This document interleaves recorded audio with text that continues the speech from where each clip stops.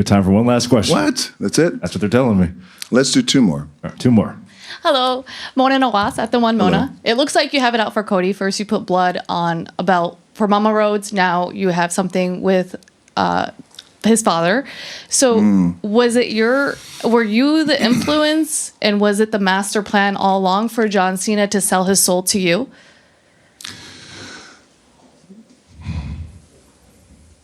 I don't know if I was the influence, but I will tell you this, is that it's the part of the business that I – two parts of this. It's a part of the business that I love. And I grew up in this business, as we know. I was very fortunate to grow up in this. And the part of the business that I love is that we can create things like this where I can create this belt, but I just didn't want to put a belt that said Cody's Soul. I need a date that memorializes things, but also a date that means something to me, but really means something to me. It's going to tie into my second part of this answer regarding John, which was, June 11, 2015, when Dusty Rhodes passed away. For those of you who don't know, Cody's dad, Dusty Rhodes, Cody's dad and my dad, Rocky Johnson, they were best buds. They did everything together, riding horses, etc., especially down in Florida. We would go to Dusty's house all the time. But right before Cody was born, because I'm about 10, 12 years older than him. And so Dusty was one of my heroes. So I thought, well, what's a thing that I could really, anytime I come back home to WWE and I do something, I got to have skin in the game. I got to have, really sink my teeth into something. And what's real? What feels real to me? Well, your dad was one of my heroes. So I'm going to put his date here. And if I get the opportunity, and if you tell me no, and if you tell me in his very eloquent way, he told me no to. It's like, wow. I don't know if you ever said that in front of 38,000 people like that. What a moment. But as I was saying, it's the most fun part. It's the part about our business that we love in creating moments. So with John, I don't know if I was the influence to this.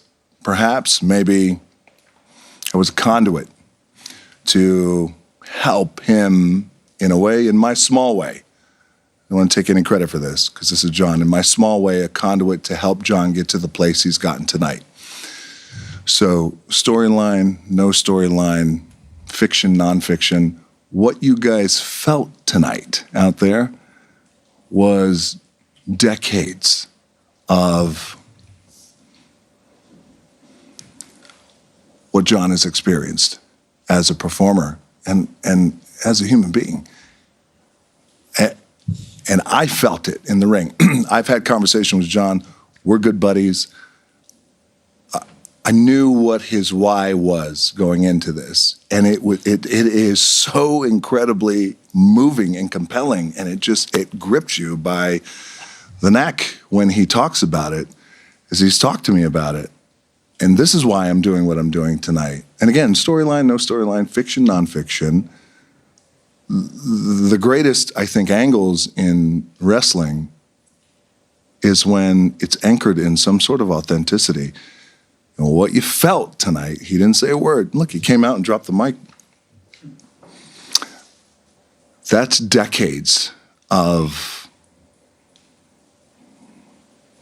a man who gave everything to this business that I love. And now it's coming out. And I told him as he left, by the way, he flew in today, this morning, from Budapest. He's flying out right now to Africa to continue. So that's the level of commitment. And I told him as he left, I said, we say two things in our wrestling vernacular. He said, hey, thank you for the house. And I said, I'm proud of you. It's a big deal.